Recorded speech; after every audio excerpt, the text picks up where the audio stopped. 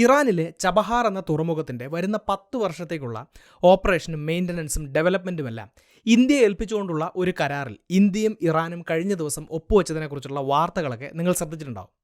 അപ്പോൾ ഈ വാർത്തയുടെ ഭാഗമായി അല്ലെങ്കിൽ ഈ ഒരു കരാറിൻ്റെ ഭാഗമായിട്ട് ആ ഒരു പോർട്ടിൻ്റെ ഹാൻഡ്ലിങ് ഇന്ത്യയുടെ കയ്യിൽ കിട്ടുന്നത് കൊണ്ട് തന്നെ ഇന്ത്യക്ക് ധാരാളം ബെനിഫിറ്റുകളുണ്ട് എന്ന് വാർത്തകളിൽ പറയുന്നു.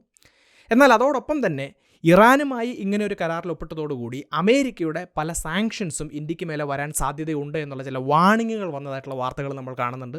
എന്നാൽ ഇതിൻ്റെ എല്ലാം ഒപ്പം ഇതിനേക്കാൾ പ്രാധാന്യത്തോടു കൂടി ഈ ഒരു പോർട്ടിൻ്റെ കൺട്രോൾ ഇന്ത്യയുടെ കയ്യിൽ വരുന്നതോടുകൂടി അത് ചൈനയ്ക്കെതിരെയുള്ളൊരു വലിയൊരു ആയുധമാണ് എന്നുള്ള വാർത്തകൾ നമ്മൾ കാണുന്നുണ്ട്. അപ്പോൾ ഈ വാർത്തകളുടെയൊക്കെ യാഥാർത്ഥ്യം എന്താണ്? ആ ഒരു കാര്യമാണ് ഇന്നത്തെ ഈ വീഡിയോയിലൂടെ വിശദീകരിക്കുന്നത്. നമുക്ക് വീഡിയോയിലേക്ക് കടക്കാം. My name is Alex. What I do is explain. Welcome to അലക്സ്പ്ലെയിൻ.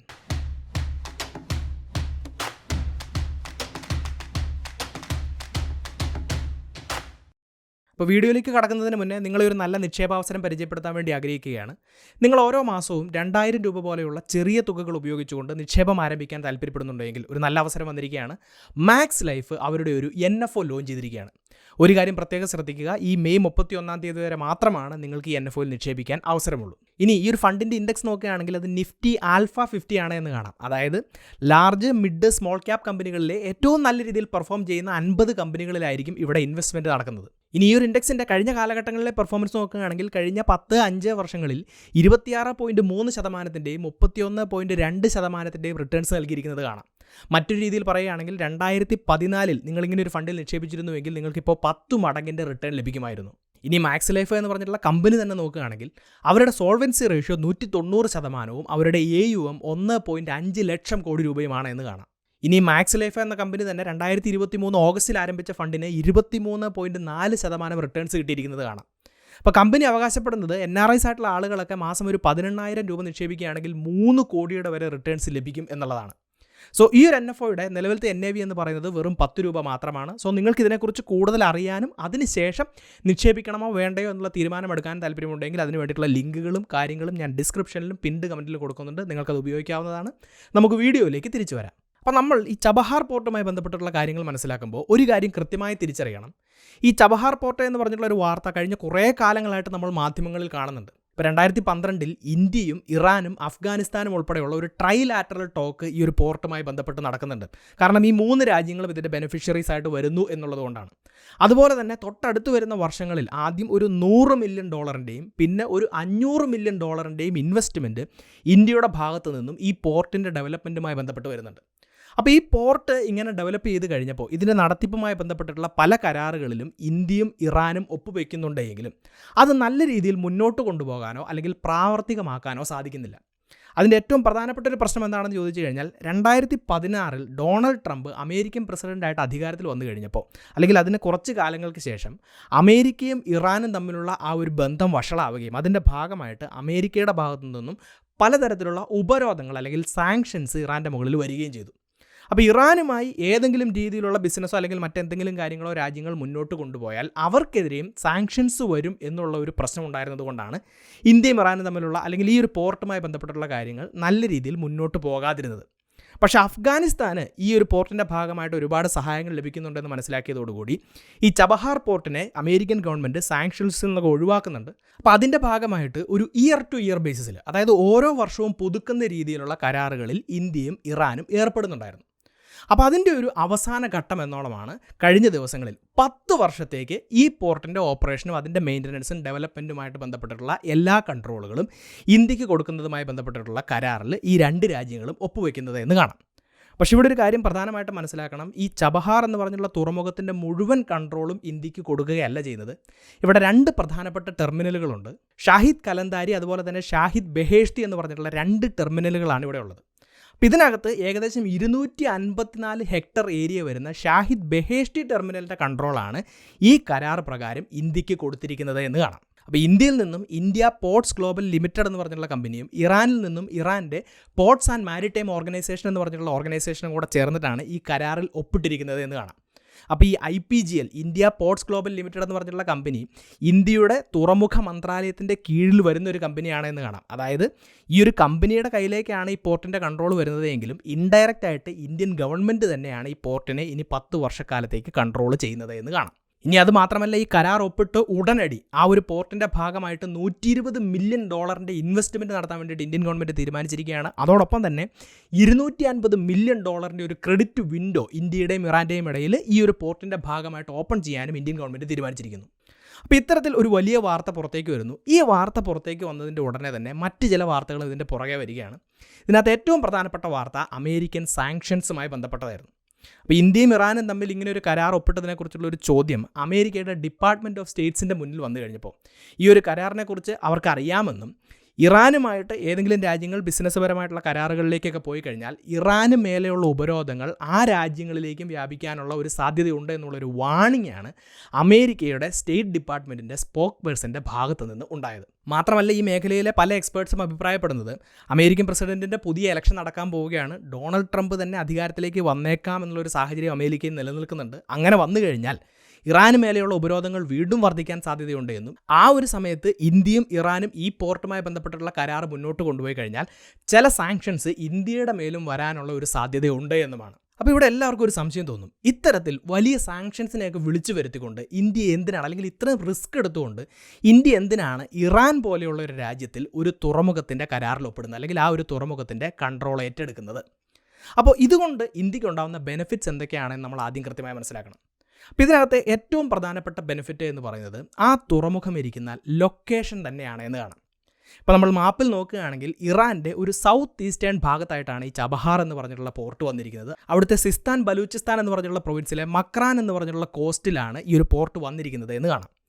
ഇനി അത് മാത്രമല്ല, ഇറാനിൽ ധാരാളം തുറമുഖങ്ങൾ ഉണ്ടെങ്കിലും ഇന്ത്യൻ ഓഷ്യനിലേക്ക്, അല്ലെങ്കിൽ ഇന്ത്യൻ ഓഷ്യൻ്റെ ഭാഗമായിട്ടുള്ള അറബിക്കടലിലേക്ക് തുറന്നിരിക്കുന്ന വളരെ വലിയൊരു ഡീപ്പ് സീ പോർട്ടാണ് ഈ ചബഹാർ പോർട്ട് എന്ന് നമുക്ക് കാണാം. ഈ ചബഹാർ പോർട്ടിൻ്റെ ലൊക്കേഷൻ്റെ പ്രത്യേകത മനസ്സിലാക്കണമെങ്കിൽ അതിനടുത്ത് കിടക്കുന്ന പ്രദേശങ്ങളും കൂടെ നമ്മളൊന്ന് കാണണം.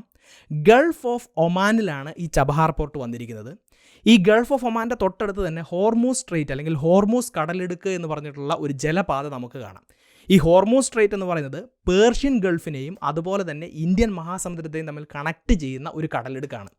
അതുകൊണ്ട് തന്നെ ലോകത്തിലെ ഏറ്റവും പ്രധാനപ്പെട്ട മാരിടൈം ട്രേഡ് റൂട്ടുകളിൽ ഒന്നിലാണ് ഈ ചബഹാർ പോർട്ട് ഇരിക്കുന്നത് എന്നുള്ളത് മനസ്സിലാക്കാം. അപ്പോൾ ധാരാളം ചരക്ക് നീക്കം നടക്കുന്ന ഒരു സ്ഥലത്ത് ഒരു ഡീപ്പ് സീ പോർട്ട് ഉണ്ടാവുകയും ആ പോർട്ടിൻ്റെ കൺട്രോൾ ഇന്ത്യയുടെ കയ്യിലേക്ക് വരികയും ചെയ്തു കഴിഞ്ഞാൽ അവിടെ നിന്നും വളരെ നല്ല രീതിയിലുള്ള ഒരു എക്കണോമിക് ബെനിഫിറ്റ്, ഒരു സാമ്പത്തിക ലാഭം ഉണ്ടാക്കാൻ ഇന്ത്യക്ക് സാധിക്കുമെന്നുള്ളതാണ് ഇതിൻ്റെ ഒരു ലൊക്കേഷൻ അഡ്വാൻറ്റേജ് ആയിട്ട് ആളുകൾ മുന്നോട്ട് വെക്കുന്നത്. അതുകൊണ്ട് തന്നെ അത്തരത്തിലുള്ളൊരു ബെനിഫിറ്റ് ഇവിടെ ഉണ്ട് എന്ന് നമുക്ക് കാണാം. ഇനി ഇവിടുത്തെ രണ്ടാമത്തെ പ്രധാനപ്പെട്ട ബെനിഫിറ്റ് എന്ന് പറയുന്നത് ഇന്ത്യയുടെയും മധ്യ ഏഷ്യൻ, അതായത് സെൻട്രൽ ഏഷ്യൻ കൺട്രികളുടെയും ഇടയിലേക്കുള്ള ഒരു കണക്ടിവിറ്റി ആയിട്ട്, അല്ലെങ്കിൽ ഒരു ഗേറ്റ് വേ ആയിട്ട് ഈ പോർട്ട് ഉപയോഗിക്കാം എന്നുള്ളതാണ്. അപ്പോൾ എന്താണ് ഈ സെൻട്രൽ ഏഷ്യൻ കൺട്രീസ് എന്ന് പറയുന്നത്? ഇപ്പോൾ നമ്മൾ മാപ്പിൽ നോക്കുകയാണെങ്കിൽ Kazakhstan, Uzbekistan, Kyrgyzstan, Tajikistan, Turkmenistan ഇങ്ങനെയുള്ള രാജ്യങ്ങളെയാണ് നമ്മൾ സെൻട്രൽ ഏഷ്യൻ കൺട്രീസ് എന്ന് പറയുന്നത്. ഏഷ്യയുടെ ഹൃദയഭാഗത്തായിട്ടാണ് ഈ രാജ്യങ്ങൾ വരുന്നത് എന്ന് കാണാം. അതുപോലെ തന്നെ ഏഷ്യയുടെ തെക്ക് ഭാഗത്തെയും പടിഞ്ഞാറ് ഭാഗത്തെയും കണക്ട് ചെയ്യുന്ന രാജ്യങ്ങളായിട്ടും ഈ രാജ്യങ്ങൾ വർക്ക് ചെയ്യാറുണ്ട്.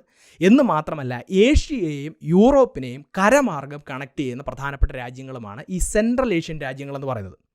അപ്പോൾ ഏതൊരു രാജ്യത്തിനും ലോകത്തെ എല്ലാ രാജ്യങ്ങളുമായിട്ടും നല്ല രീതിയിൽ കണക്ടിവിറ്റി ഉണ്ടാവണമെന്നുള്ളൊരു ആഗ്രഹം ഉണ്ടാകും. കാരണം അങ്ങനെയുള്ള കണക്ടിവിറ്റി ഉണ്ടെങ്കിൽ നല്ല രീതിയിൽ ട്രേഡും മറ്റു കാര്യങ്ങളും എല്ലാം നടക്കുകയുള്ളൂ, നല്ല സുഹൃത്തുക്കളെ നമുക്ക് ലോകത്തിൻ്റെ പല ഭാഗത്തും സൃഷ്ടിക്കാൻ സാധിക്കുകയുള്ളൂ. അപ്പോൾ തീർച്ചയായിട്ടും ഇന്ത്യക്ക് ഈ സെൻട്രൽ ഏഷ്യയിലേക്ക് ഒരു കണക്ടിവിറ്റി വേണമെന്നുള്ളൊരാഗ്രഹം കാലാകാലങ്ങളായിട്ടുണ്ട്. പക്ഷേ ഈ സെൻട്രൽ ഏഷ്യൻ രാജ്യങ്ങളുടെ ഒരു പ്രത്യേകത എന്ന് പറയുന്നത് ഇതെല്ലാം ലാൻഡ് ലോക്ക്ഡ് ആയിട്ടുള്ള കൺട്രികളാണ്.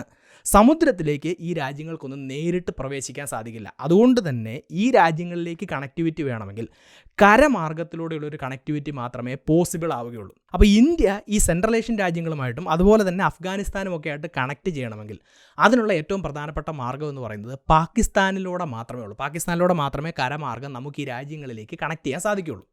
പക്ഷേ ഇന്ത്യയും പാകിസ്ഥാനും തമ്മിലുള്ള ബന്ധം കാലാകാലങ്ങളായിട്ട് വഷളായിട്ടിരിക്കുന്നത് കൊണ്ട് അതൊരിക്കലും പോസിബിൾ ആവുകയില്ല. അതുകൊണ്ട് ഇന്ത്യയുടെ മറ്റൊരു ഓൾട്ടർനേറ്റീവ് എന്ന് പറയുന്നത് കടൽ മാർഗം യൂറോപ്പിലെത്തുകയും യൂറോപ്പിൽ നിന്നും കരമാർഗം ഈ സെൻട്രൽ ഏഷ്യൻ രാജ്യങ്ങളിൽ എത്തുകയും ചെയ്യുക എന്നുള്ളതാണ്. പക്ഷേ അത് ഒരുപാട് ചിലവുള്ള ഒരു പരിപാടിയാണ് എന്ന് കാണാം. അപ്പോൾ ഈ ഒരു സാഹചര്യത്തിലാണ് നമുക്കൊരു ഓൾട്ടർനേറ്റ് പാത്തായിട്ട് ഈ ചബഹാർ പോർട്ട് തുറന്നു കിട്ടുന്നത്. ഇപ്പോൾ നമ്മുടെ ഗുജറാത്തിലുള്ള കാണ്ട്ല തുറമുഖത്ത് നിന്നും വെറും 1000 കിലോമീറ്ററും അല്ലെങ്കിൽ നമ്മുടെ മുംബൈ തുറമുഖത്ത് നിന്നും വെറും 1500 കിലോമീറ്ററും അപ്പുറത്ത് മാത്രമാണ് ഈ ചബഹാർ പോർട്ട് സ്ഥിതി ചെയ്യുന്നത് എന്ന് കാണാം. അപ്പോൾ കപ്പലിലൂടെ സമുദ്രമാർഗ്ഗത്തിൽ നമുക്ക് പെട്ടെന്ന് തന്നെ അവിടെ എത്താൻ സാധിക്കുകയും അവിടെ നിന്നും കരമാർഗ്ഗത്തിലൂടെ ഇറാനിലൂടെ നമുക്ക് അഫ്ഗാനിസ്ഥാനിലേക്കും വിവിധ സെൻട്രൽ ഏഷ്യൻ രാജ്യങ്ങളിലേക്കും ഈസി ആയിട്ട് കണക്ട് ചെയ്യാൻ സാധിക്കുന്നു. അപ്പോൾ സെൻട്രൽ ഏഷ്യൻ രാജ്യങ്ങൾ എന്ന് പറയുന്നത് ജിയോ പൊളിറ്റിക്കലി, ജിയോ എക്കണോമിക്കലി, അതുപോലെ തന്നെ ജിയോ സ്ട്രാറ്റജിക്കലി വളരെ ഇമ്പോർട്ടൻ്റ് ആയിട്ടുള്ളൊരു പ്രദേശങ്ങളായതുകൊണ്ട് അവരുമായിട്ടുള്ള കണക്ടിവിറ്റി മെയിൻറ്റെയിൻ ചെയ്യാൻ അല്ലെങ്കിൽ സെൻട്രൽ ഏഷ്യൻ രാജ്യങ്ങളിലേക്കുള്ള ഒരു ഗേറ്റ് വേ ആയിട്ട് നമുക്ക് ഈ ചബഹാർ പോർട്ടിനെയും അതുപോലെ തന്നെ ഇറാനെയും ഉപയോഗിക്കാം എന്നുള്ളതാണ് ഈ പോർട്ടിൻ്റെ കൺട്രോൾ ഇന്ത്യയുടെ കയ്യിലേക്ക് വരുന്നതിനുള്ള മറ്റൊരു പ്രധാനപ്പെട്ട ബെനിഫിറ്റ് എന്ന് പറയുന്നത്.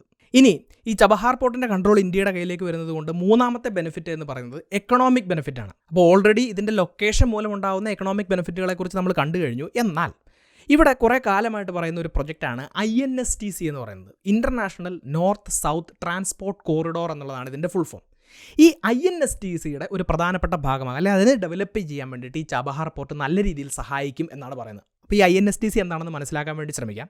ഇപ്പോൾ നമ്മൾ നോക്കുകയാണെങ്കിൽ നിലവിൽ യൂറോപ്പിനും ഏഷ്യയ്ക്കും ഇടയിൽ നല്ല രീതിയിൽ ട്രേഡ് നടക്കുന്നുണ്ട്. ഈ ഒരു ട്രേഡിൻ്റെ പ്രധാനപ്പെട്ട മാർഗ്ഗം എന്ന് പറയുന്നത് സൂയസ് കനാലിലൂടെയും ചെങ്കടലിലൂടെയും ഒക്കെയുള്ള മാരിടൈം ട്രേഡാണ് എന്ന് കാണാം. പക്ഷേ ആ ഒരു മേഖല എപ്പോഴും വോളറ്റൈൽ ആയിക്കൊണ്ടിരിക്കുകയാണ്. ഇപ്പോൾ തന്നെ നമ്മൾ നോക്കുകയാണെങ്കിൽ ഇസ്രായേൽ ഹമാസ് യുദ്ധത്തിൻ്റെ ഭാഗമായിട്ട് ആ ഒരു ട്രേഡ് റൂട്ട് ഇടയ്ക്കിടയ്ക്ക് ഡിസ്റപ്റ്റഡ് ആവുന്നുണ്ട്. ഈ ഹൂതികളുടെ ഭാഗത്ത് നിന്നും റെഡ് സീയിലൂടെ പോകുന്ന കപ്പലുകൾക്കെതിരെയൊക്കെ ആക്രമണങ്ങൾ ഉണ്ടാകുമ്പോൾ ഈ ട്രേഡിനൊക്കെ വലിയ രീതിയിൽ അത് ബാധിക്കുന്നുണ്ട്. അപ്പോൾ ഇതിനൊരു ഓൾട്ടർനേറ്റ് റൂട്ടായിട്ട് കരമാർഗ്ഗമുള്ളതായിട്ടുള്ള ഒരു റൂട്ടായിട്ടാണ് ഈ INSTC പ്രപ്പോസ് ചെയ്തിരിക്കുന്നത്. ഇപ്പോൾ നമ്മൾ നോക്കുകയാണെങ്കിൽ ഏഷ്യൻ രാജ്യമായിട്ടുള്ള ഇന്ത്യയിൽ നിന്നും ആരംഭിച്ച് ഇറാൻ, അസർബൈജാൻ, റഷ്യ എന്നീ രാജ്യങ്ങളിലൂടെ യൂറോപ്പിലേക്ക് എത്തുന്ന ഒരു ട്രാൻസിറ്റ് കോറിഡോറായിട്ട് അല്ലെങ്കിൽ ഒരു സാമ്പത്തിക ഇടനാഴിയായിട്ടാണ് ഈ INSTC പ്രപ്പോസ് ചെയ്തിരിക്കുന്നത്. ഏകദേശം 7200 കിലോമീറ്റർ നീളമുള്ള മൾട്ടി മോഡ് ട്രാൻസ്പോർട്ടേഷൻ, കടലിലൂടെയും കരയിലൂടെയും ഒക്കെ ട്രാൻസ്പോർട്ടേഷൻ ഉൾപ്പെടുന്ന ഒരു ഭാഗമായിട്ട് ഈ INSTC വിഭാവനം ചെയ്യുമ്പോൾ അതിൽ ഏറ്റവും പ്രധാനപ്പെട്ട ഒരു പോയിൻ്റായിട്ടാണ് ഈ ചബഹാർ പോർട്ട് വരുന്നത്.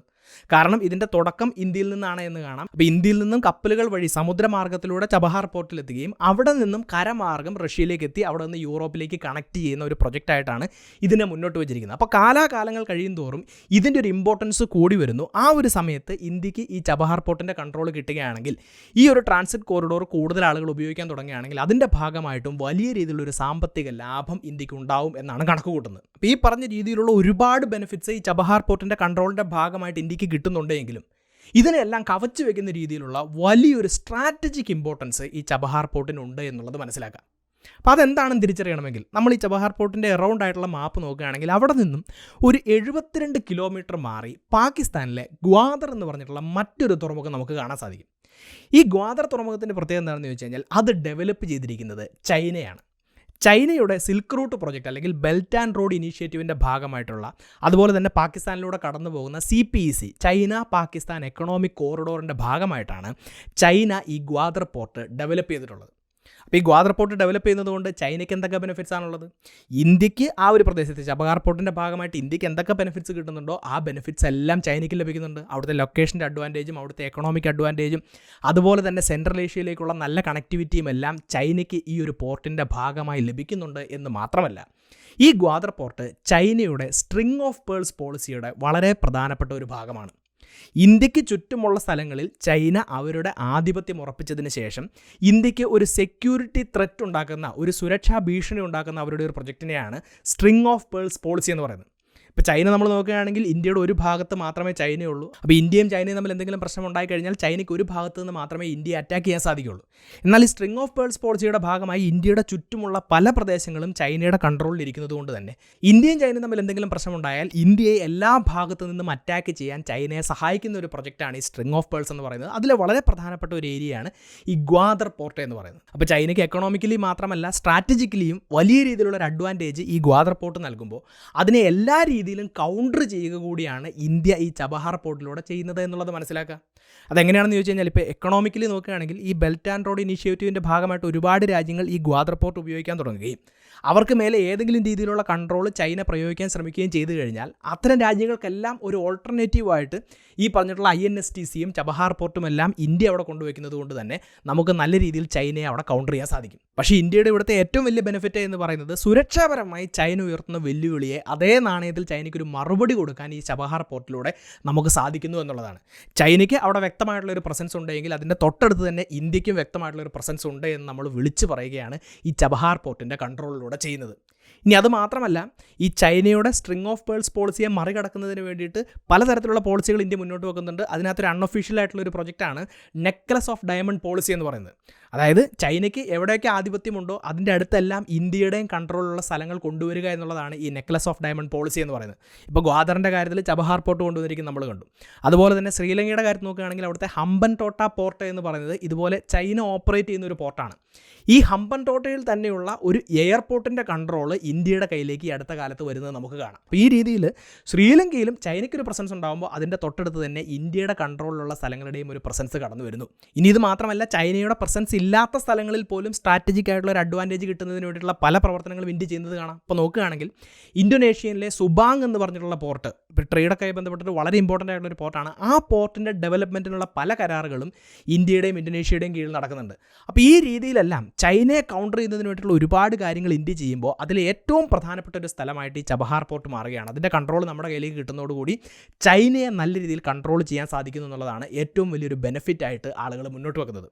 സോ ഇറാനിലുള്ള അത്ര കേട്ടുകേൾവിയൊന്നുമില്ലാത്ത ചബഹാർ എന്ന് പറഞ്ഞിട്ടുള്ള പോർട്ടിൻ്റെ ഡെവലപ്മെൻറ്റിനും കൺട്രോളിനുമൊക്കെ വേണ്ടിയിട്ട് ഇത്രയും റിസ്ക് എടുത്ത് ഇന്ത്യ എന്തിനാണ് കരാറുകളിൽ ഒപ്പിടുന്നത് എന്ന് ഇന്നത്തെ ഈ വീഡിയോയിലൂടെ നിങ്ങൾക്ക് മനസ്സിലാക്കാൻ സാധിച്ചിട്ടുണ്ട് എന്ന് വിശ്വസിക്കുന്നു.